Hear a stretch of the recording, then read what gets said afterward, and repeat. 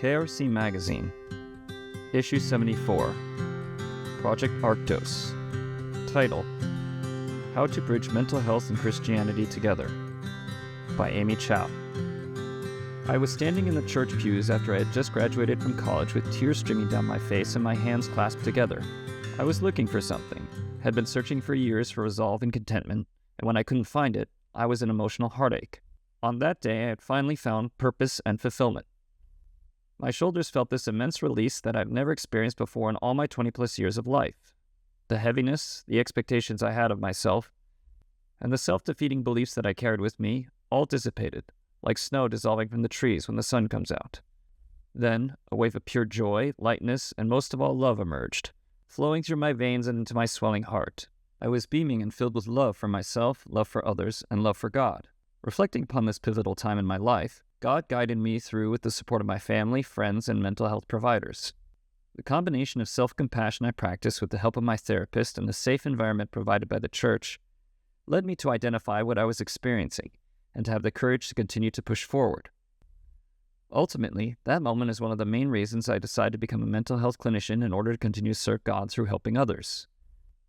This is my contribution to try and pay it forward, to raise awareness, and to destigmatize having a psychiatric diagnosis.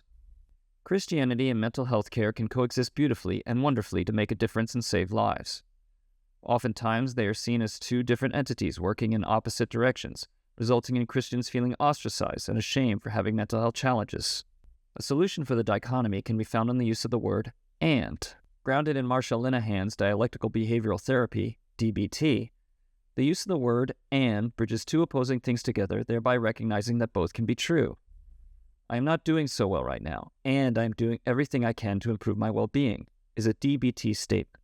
It might be odd to think about the statement as a whole because there may appear to be two contrasting ideas. A good example is an individual who is grieving for a prolonged period of time and wants to be doing better. In other words, it is the acceptance of prolonged grief and the desire to create change, slowly but surely.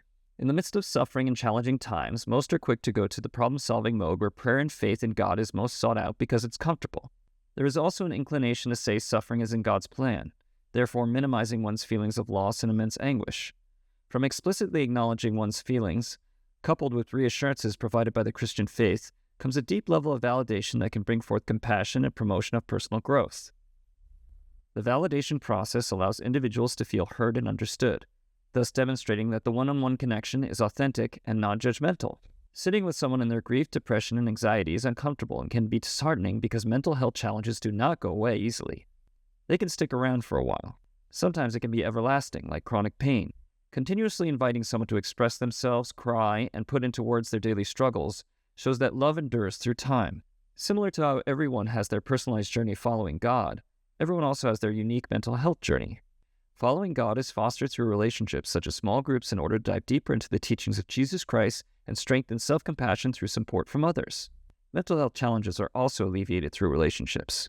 Individual therapy and/or peer-to-peer support provide connection and eliminate the burden of suffering alone, creating solidarity and community. Coping with mental health struggles requires use of tools like DBT on a consistent basis to foster emotional wellness and improve livelihood. For me, I still have debilitating anxiety and symptoms of depression where it is extremely difficult to get out of bed.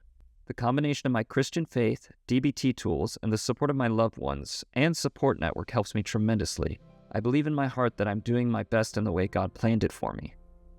The integration of DBT's use of the word "and" as well as the use of Christian values is one way to provide additional support for those that might feel embarrassed and ostracized struggling with mental health. My ask for Christians and church leaders is to make validating statements of mental health challenges while acknowledging God's love and His plans for us in sermons, small groups, and counseling sessions. This in turn provides reassurance to the greater community that church is a space where individuals with mental health challenges are accepted and brings forth the belief that change is possible. Amy Chow is a licensed clinical social worker in Los Angeles, California, and is passionate about raising awareness about mental health challenges within the Christian community. She also enjoys playing tennis, jiu-jitsu, and taking long hikes.